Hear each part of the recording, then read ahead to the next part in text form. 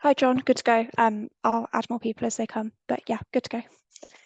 Brilliant. Thanks, Izzy. Thank you, everyone, for being here today. For those of you I haven't met so far, my name's John Glasby. I'm a social worker by background and based at the University of Birmingham. And I'm the Director of Impact, which stands for Improving Adult Care Together. We're the UK Centre for Implementing Evidence in Adult Social Care.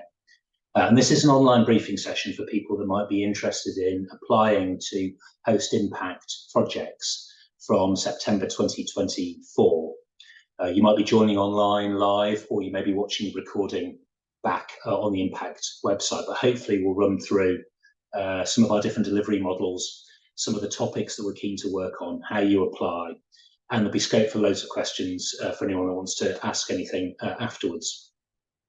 Izzy, would it be okay to bring up the slides, please? That's great, thank you. So just moving on to the first slide. So Impact, as I've said, is the UK Centre for Implementing Evidence in Adult Social Care. It was funded with a £15 million grant from two funders, the Economic and Social Research Council and the Health Foundation. And we work to try and implement evidence in the reality of local services and the reality of people's lives. And when we focus on evidence, we mean a number of different things. Insights from different types of research, insights from the lived experience of people who draw on care and support or who were carers, and insights from the practice knowledge of people who work in adult social care. And we see those three things, research, lived experience and practice knowledge, as different ways of knowing the world that we need to bring together to triangulate and then just to work with in practical terms as you bring people together from different backgrounds to work on hopefully common solutions to common problems. Our centre is led by 14 members of our leadership team, and they come from universities and policy and practice partners all over the UK. They include people with lived experience, carers organisations and organisations that represent different parts of the workforce. And the centre is UK-wide, really rooted in the very different policy and practice contexts of each of the four nations, as well as trying to share lessons learned across those boundaries. We've got four main delivery models that I'll talk you through in a moment: our demonstrators, our facilitators, our networks, and our Ask Impact service. And the design of Impact really focuses on trying to get evidence used in the reality of local practice and local services, but then trying to take a step back to work out what we've learned about that topic as a whole, and then find ways of using that to influence national policy and practice in each of the four nations. And we call that process national embedding. It's a way of scaling innovation so that we learn about what works locally, but then there's an ability to share that with other people, in part by building it into how adult social care gets done in each of the four nations. Let's go on to the next slide, please, Izzy. We've got four key aims that we've been given by funders. One is around increasing the use of evidence to improve practice and improve outcomes. One is around building skills and capacity in the workforce. We also try and develop more sustainable and productive relationships in what can be a very fragmented sector sometimes. And in the process, we learn more about what helps and hinders when it comes to implementing evidence in adult social care. Now, the next slide is probably quite a busy one, I suspect. It runs through our four different delivery models and some of the topics that we're working on in the current context. So our demonstrators work on quite large strategic change issues. They're often quite whole system in their orientation. And we have two colleagues who are quite senior strategic improvement coaches who would work in a local system, both 50% time over 12 months to facilitate an evidence-informed change, excuse me, and to support a local evaluation. So we're learning about what does and doesn't work, and then also to influence national policy and practice. In 2022, our pilot demonstrator looked at asset-based approaches in services for older people in Mid and East Antrim. And then this year, we have a number of new demonstrators, three that are working in Leeds, Carnarvon and East Ayrshire, looking at integrated neighbourhood teams. one that's working across the whole of Scotland, looking at the health and well-being of personal assistants, and one that's working across the whole of the East Midlands of England, looking at how you co-produce new approaches to managing waiting lists in adult social care in a way that works for local authorities, that works for people and families, and that works for frontline staff. Excuse me with the cough. We then have our impact facilitators. They're more junior colleagues who are leading a more bottom-up, evidence-informed project in a local workplace. It may be a more bounded, perhaps more of a single agency project. In 2022, our pilot facilitators looked at increasing use of technology in home care in Glasgow, increasing uptake of direct payments, people from Black and minority ethnic communities in Leicester, and improving support for carers of people with dementia at end of life, hosted by Hospice of the Valleys in Ebbw Vale. This year, we're working on a series of new facilitators, one in London around recruiting more men into care work, one in Elgin around tackling loneliness in rural areas, one in Caerphilly, and we're still out to advert for that role at the moment, actually, if people are from that area, one in Caerphilly around reducing admissions to mental health hospitals through more community-based approaches, and one in County Armagh, which is around preventative visits for older people. For complex but everyday practice issues, we then have our impact networks, and they're made up of a series of local groups all over the UK. Each group might have a local convener, and they might be made up of people who draw on care and support, carers, practitioners and managers, and they come together to work on the same practical issue in their local area.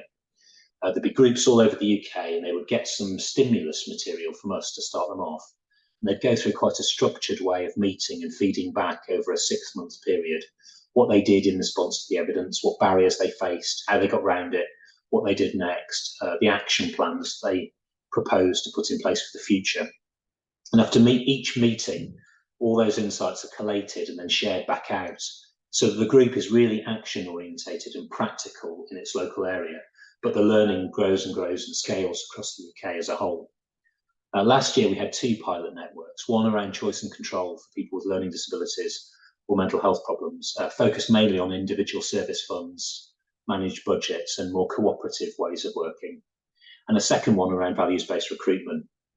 We now have 6 new networks starting, the first 2 of which are live around the health and wellbeing of care workers and around supporting people with learning disabilities and or autistic people to come out of long stay hospital and lead more ordinary lives in the community.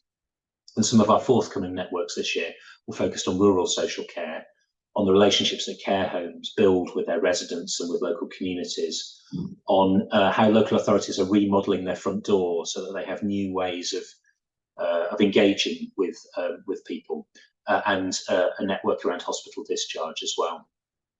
And then finally, we have our Ask Impact service, which identifies hot topics in adult social care and then produces evidence-informed but very practical and accessible guides to help people understand what might work or what might not work. Our first one was around recruitment and retention of staff in adult social care. If people are interested in accessing that via the Impact website, we have new guides out soon around lessons learned around how you manage change during COVID, and another around hospital discharge, with more guides to come later in the year. So that hopefully gives you a flavour of some of the things that we're working with now, and a little bit of background on those 4 main delivery models, 3 of which are particularly important for today's conversation: our demonstrators, our facilitators, and our networks. So in terms of hosting a future impact project, we've just launched the national application process to try and identify sites or services that might want to apply to host a project with us, starting from September 2024. In the case of networks, they would run for about 6 months. In the case of facilitators and demonstrators, they'd run for about 12 months after that. The application needs some local preparation to engage partners and to think things through, if you like. But the actual process itself is very light touch. The last thing we want to do is waste anybody's time when everyone is so busy. So the thinking needs a bit of work, but the actual submitting is as simple as it's possible to be. The process closes on the 30th of November. And there's full details on the Impact website. From the front page, there's a button that clicks that takes you to all this information. And we're running 2 online briefing sessions, one in October and one in November, to present the material, but also to answer any questions. And we'll be recording these and making them available as well for colleagues who want to watch anything back or who weren't able to attend one of those 2 sessions. We're also really happy to take individual emails or arrange individual calls. If you put John Glasby into a search engine, you'll get my university email, and it's fine to drop me a line direct. We're looking for a range of organisations all over the UK of all types and sizes. It could be a local authority, a really small provider, a community organisation, maybe a housing provider, service providers of all kinds. And we also want to get a mix of organisations in terms of where those organisations are at. Some of them might be really high-performing agencies, as it were. Some might be really struggling, actually, and might really benefit from the support and could be starting from quite a low base, as it were. But there's loads of scope for improvement because there's loads to go at. And so we want a real mix of organisations, perhaps not just the organisations that normally volunteer when there are these kinds of opportunities. And we would particularly welcome applications from small agencies, from user-led organisations, from community organisations. So you may be interested yourself, but you may also be able to raise awareness of this opportunity with local partners as well. Just some practical things to run through in terms of our possible topics that we wish to work on.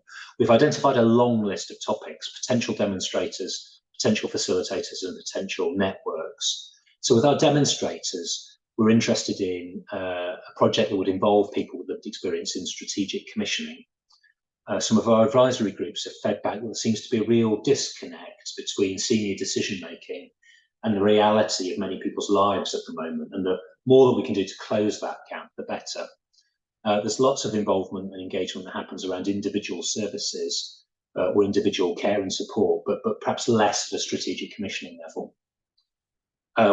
We'd really welcome applications from sites that want to host a demonstrator around how you rebalance our system towards prevention and early intervention. We're interested in transitions between children's and adult services, where we focus on adult social care as a centre, but we're interested in the interfaces with other agencies, perhaps housing or health, and also transitions from children's and youth services. One topic might be around raising the profile and changing public perceptions of adult social care. It feels like such a key challenge, but also opportunity at the moment in the current context. We're interested in improving day opportunities for people with learning disabilities. We're interested in social work with older people, how you go about organising professional practice so that we free workers up to make a real difference with people and to help them focus on what they're really good at. We're interested in new models of home care. We're also interested in supporting more of a research culture in different parts of social care and in reducing the violence, the discrimination, the abuse that's sometimes experienced by care staff. That's more than the total number of demonstrators that we have, so not all of those would necessarily go forward, but those are all areas where we're interested in receiving applications to be to host an impact demonstrator. And just in terms of our facilitators, we're running a network at the moment around the health and well-being of care workers, and we want to develop that further to look at ways that agencies or organisations could support their staff to deliver person-centred, compassionate care. We want to work on employment support for disabled people.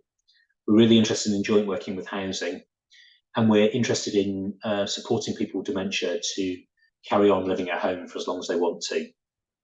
We're also interested in whole family approaches, things like family group conferencing or family group decision making. And we're interested in enhancing choice and control in supported living so that those services are really about choice and independence. They're not kind of de facto care homes where you just have your front door, if I can put it like that. And then we're also interested in support for carers, either carers of people with mental health problems and or the carers of older people. And in both those settings, those groups may sometimes be a little bit neglected and or their needs might be a bit different to the needs of other carers.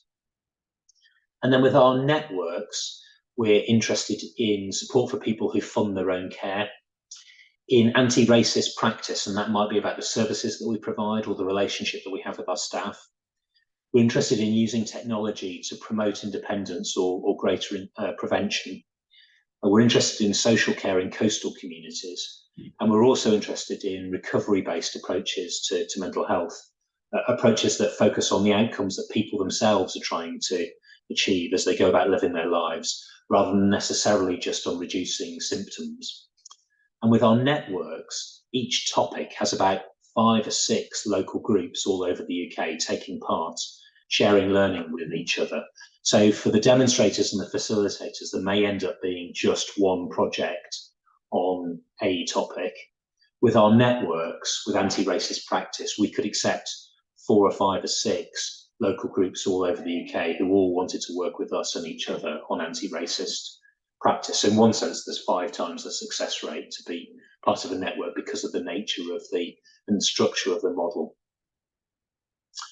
Just some practicalities about what hosting a site means. So for demonstrators and facilitators, Impact recruits, funds and manages the staff. For each demonstrator, it's 2 strategic improvement coaches, and for a facilitator, it's 1 facilitator. And those staff would be based in your local services and systems, so that they're on hand working alongside you to help people implement insights from evidence in the realities of local services, local practice and people's lives. Each project has an additional background budget that can help in terms of additional participation from people whose voices are particularly seldom heard, and in order to get some of the lessons learned into national policy and practice as well. And those staff members can be employed by one of our 5 lead universities. It's Birmingham or Sheffield in England, Cardiff in Wales, Ulster in Northern Ireland, and Stirling in Scotland. But they could also, the successful candidate could explore secondment opportunities. It might be from applied research, from policy, from practice. And those roles are typically 12 months, 50% whole-time equivalent. So they're kind of ideal for secondments. And part of our remit is around building capacity in the workforce. So we see these as quite what we've described as hybrid roles, where people bring a particular expertise but gain extra experience of working across research, policy and practice in a way that might develop them for the longer term. With our networks, the network is convened locally by a local coordinator. They receive an honorarium from us. They might be a manager or a senior worker in that area who helps to coordinate and organise the local group. Being part of the network really helps provide structure, momentum, discipline and wider learning. So where it's a topic that you already want to work on or are starting to work on, we've learned that being part of a network gives you added oomph, if I can put it like that. Impact pays for any venue or refreshment costs. It can support participation where people need support around their travel, around their placement care costs, around personal assistance support to take part, for example. And the impact team provide the initial evidence and a briefing and training for the local convener. And then they collate, summarise and then share back learning across across all the groups after each meeting as well. The national team have got some additional funding to influence national policy and practice as well. And they also recontact sites at a later stage to see how things have gone since the network met. And the aspiration, and we've got some suggestions that this may well be the case both here and in Sweden, where this model originated. We hope that some of those networks will go on to meet on a more voluntary basis over the longer term, either to carry on working on the issue at stake, or to become more of a standing group that could be a resource for the local system over the longer term. So sometimes the networks meet for the 6 months and then feed back to us at a later date.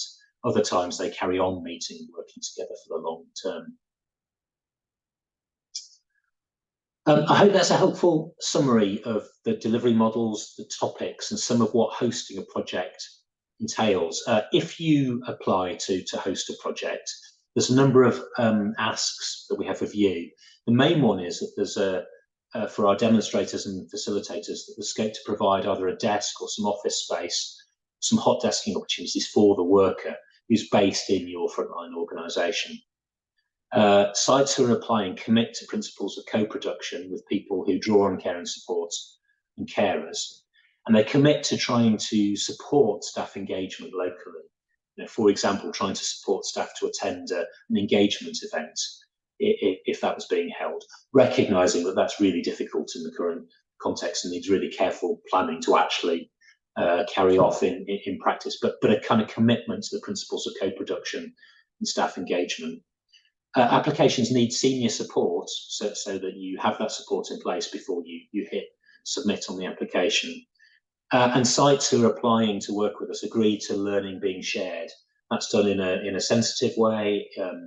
Doesn't identify individuals or anything like that, but we try and run our projects and impact more generally with a spirit of learning and openness. So people host a demonstrator, host a facilitator, become part of a network, knowing that learning is going to be shared, and that's how we all learn and grow and improve as well. For demonstrators, we have the 2 strategic improvement coaches working in the local system, but the local system commits to carrying out an evaluation, and we can help and support with that, but we're trying to build capacity by helping local services to carry out their own evaluation rather than us doing it for them. So that is an additional requirement for demonstrator sites. And as I said earlier, with networks, the local group is organised by a local coordinator or convener, often a senior manager, a commissioner, an elected member, a senior figure within the voluntary organisation, say, who would receive an honorarium and training and support for the role, but would be a local person who was able to convene that local group. And I think probably finally, we learned last year with our pilots that timing is really important. It probably works best when you're definitely going to work on something is going to happen, so that being part of a network or hosting a facilitator or a demonstrator would add real value to what you're intending to do. But where there's still some flexibility, where evidence could make a difference to what it is that you're going to do, or how you're going to do it, or maybe fill some gaps in what you're planning to do. Last year, we had some applications that were slightly speculative, that said, I'm interested in X, but there wasn't really that indication that anything was necessarily going to happen. And we had a couple that were probably a little bit too fixed in stone. We've got a great model. We're definitely going to do it. It's launching on Monday. In one sense, we're probably not the right people to work with that kind of model, because it's already going to happen in its current form. There isn't the freedom and flexibility for additional insights from the evidence to add value to what you're planning to do. So something about timing, sort of not too soon and not too late on in the process, bearing in mind that we hope to go live from about September 2024, if that helps just to locate it for people on the call. I hope that's been helpful in terms of a quick run through. A colleague, I think, asked in the chat if I was John Glasby. I am indeed John Glasby, and John is Jon, and Glasby is Glasby. So if you put that into Google, it would bring up my university email. It's j.glasby@bham, which is short for Birmingham, so bham.ac.uk, or you could contact us through the Impact website, and that would find its way to the central team and myself here if people had individual queries that they wanted to work through before the deadline. But I'm really happy to pause now as well and to take any questions that there may be. So Izzy, I don't know if you could just keep an eye on hands or the chat just to see if there's anything that I need to address, and maybe shout out if that's the case. But I'll just pause and see if anybody wanted me to go over anything, clarify anything, provide a bit more information about anything that I've said on the call so far this afternoon. So Laura said, could we put the email address in the chat? And I'm sure we could. Izzy, if it's okay just to do that. Thank you, that's already happened as we speak. So that email address is in the chat as well.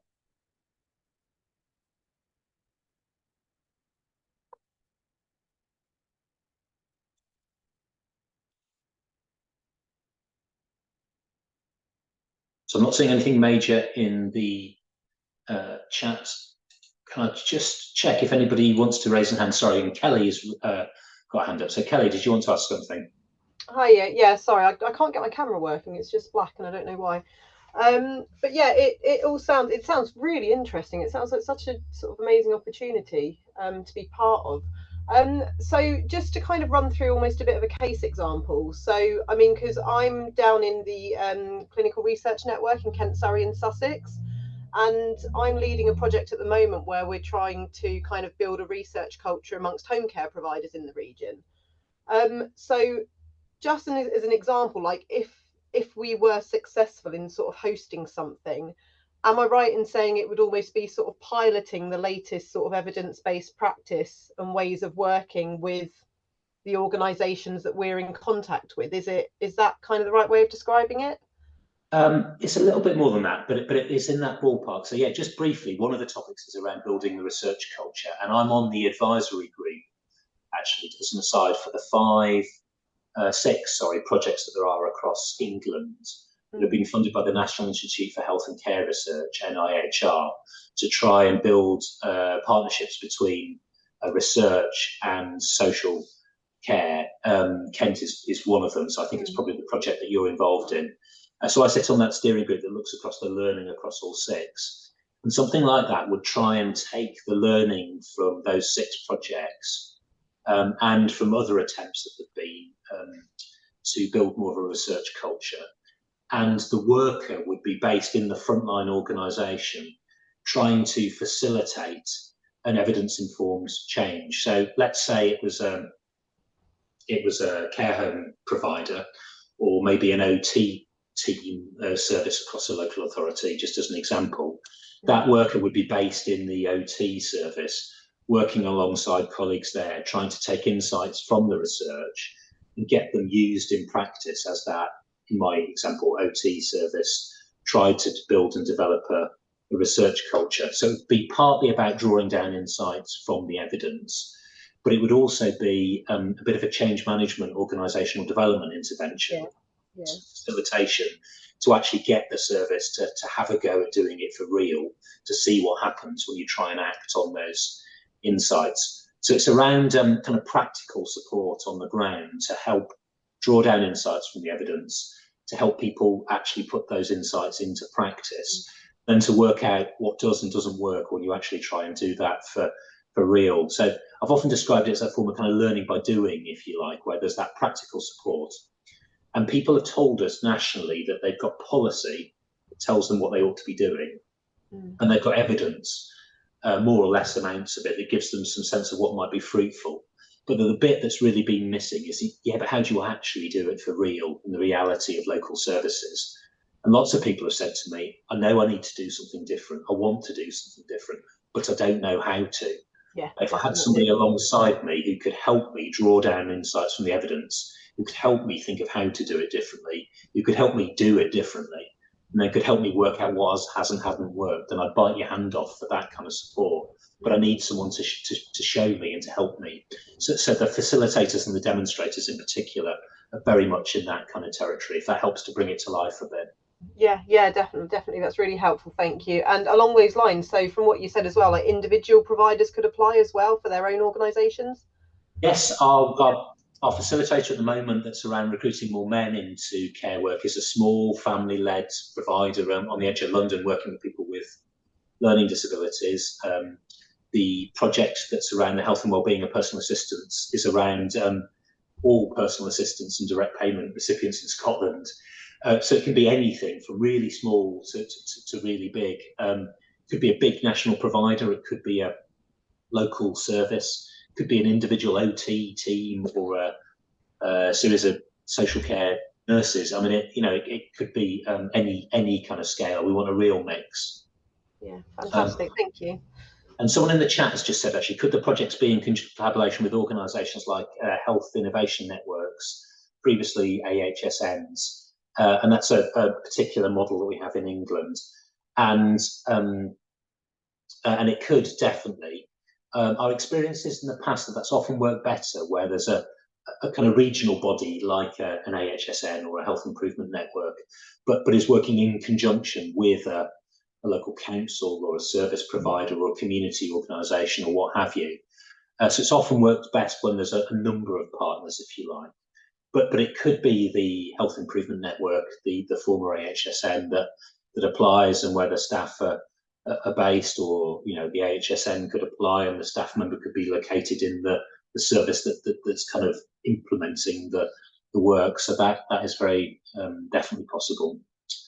Someone else in the chat as well has asked about, is it covering researchers from the universities, or could it fund posts recruited by the providers? So the demonstrators and the facilitators aren't researchers. They're really organisational development specialists, if you like. They're research-minded and evidence-informed, but they're working in the realities of local services to support and facilitate practical changes.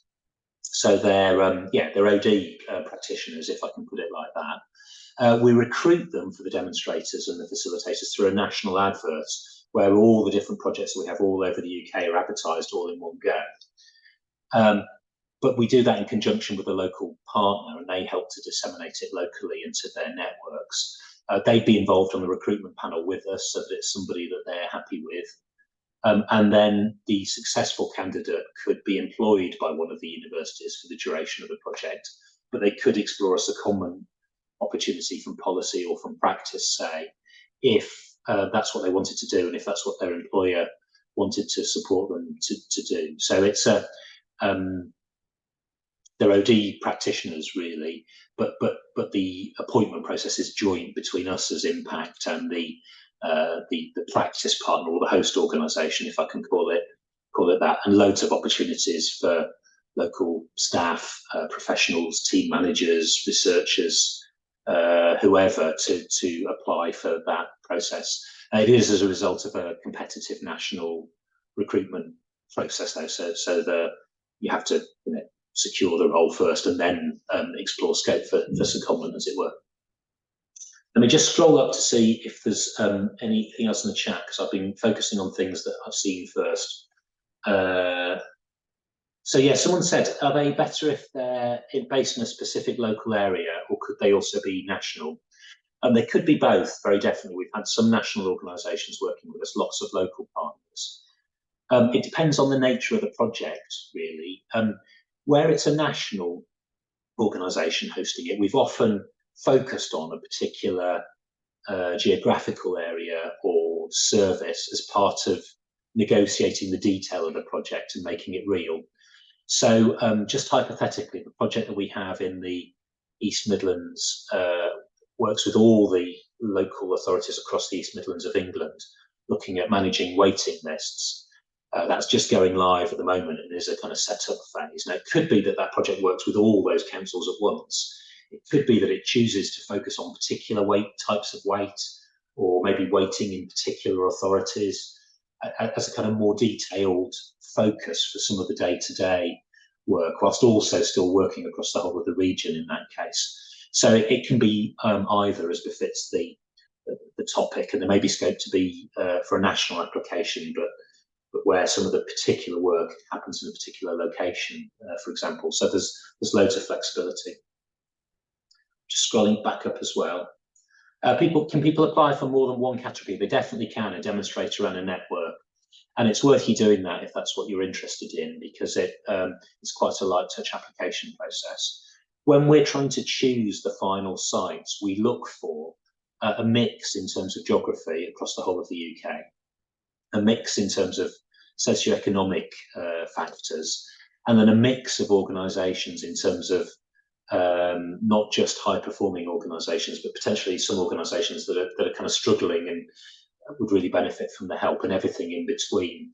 So in terms of that criterion around geography, I suppose if we had a large number of applications from one area, we consider them all on their merit, but it may be that it's unlikely that they were all successful, because we'd be trying to get a real mix of different types of location across each of the 4 nations and within those nations. But it's perfectly possible to submit a number of applications, yes.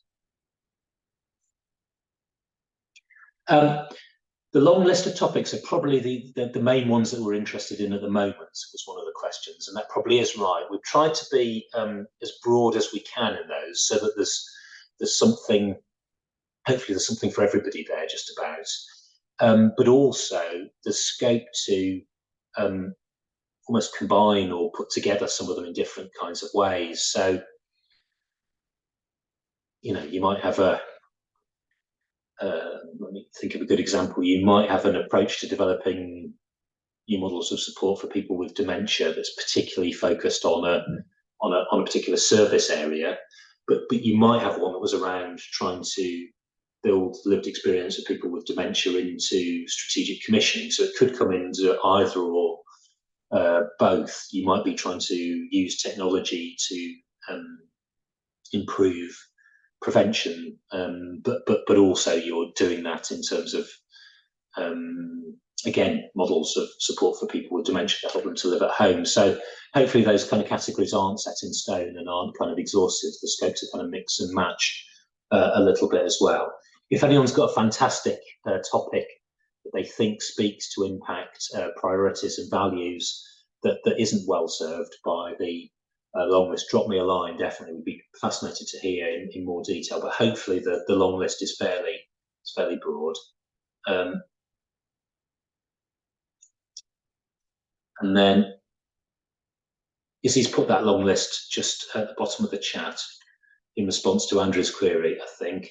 Yeah, I think those are all the questions I've seen in the chat. So I'll pause in case there are any other hands, or indeed if there are any further questions. And Izzy, if you've spotted anything in the chat that I haven't seen, then also shout out. But let me just keep an eye.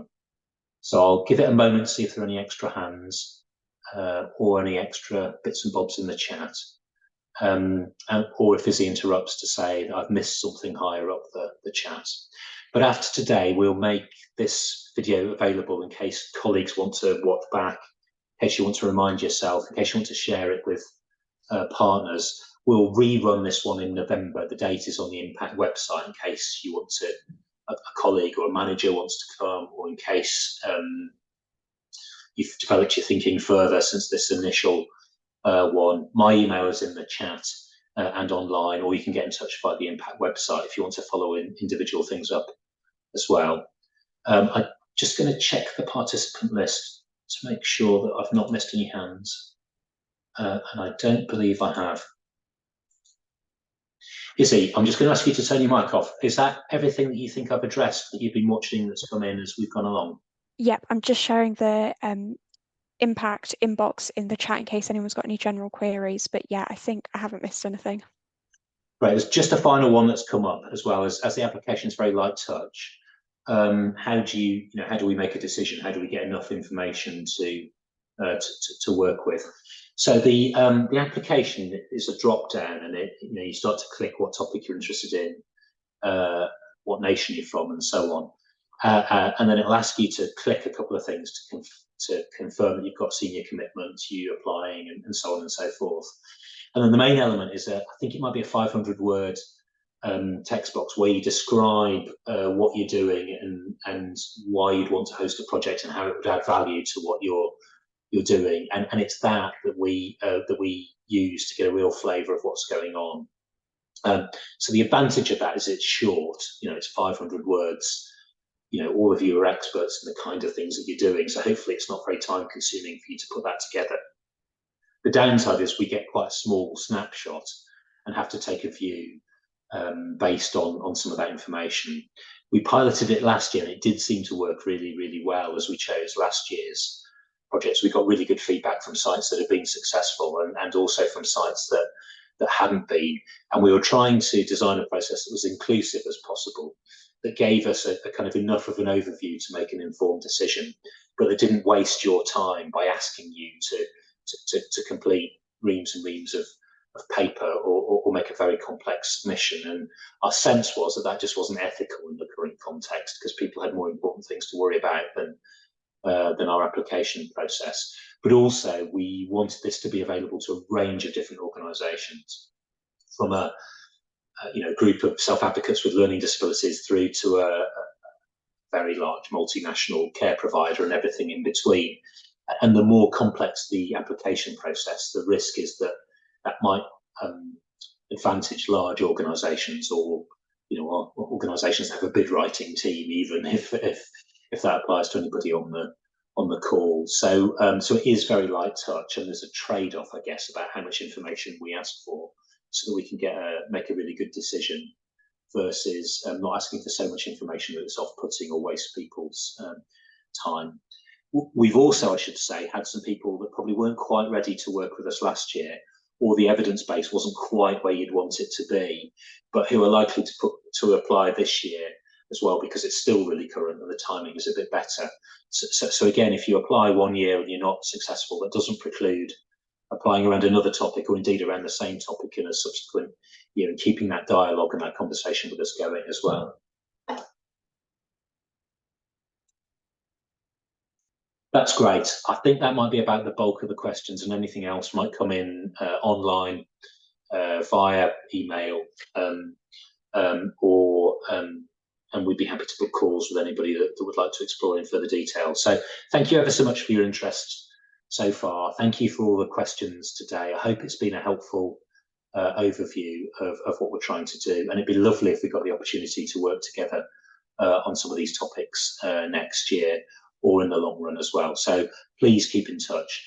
The Impact website has got a Get Involved section, and you can click on that and enter just a name, an organisation and an email address, and that will give you a monthly e-update on everything that Impact is doing. So hopefully it's a good way of staying in touch without it bombarding you with loads of information when you've already got really busy inboxes. And the sign-up page, Izzy has just put direct in the chat as well, if that's helpful to people. So thank you ever so much. It's lovely to interact with so many people. I'll stop the call there, but please drop us a line if you want to follow up anything in further detail. Take care, speak soon, and have a good rest of the week. Cheerio.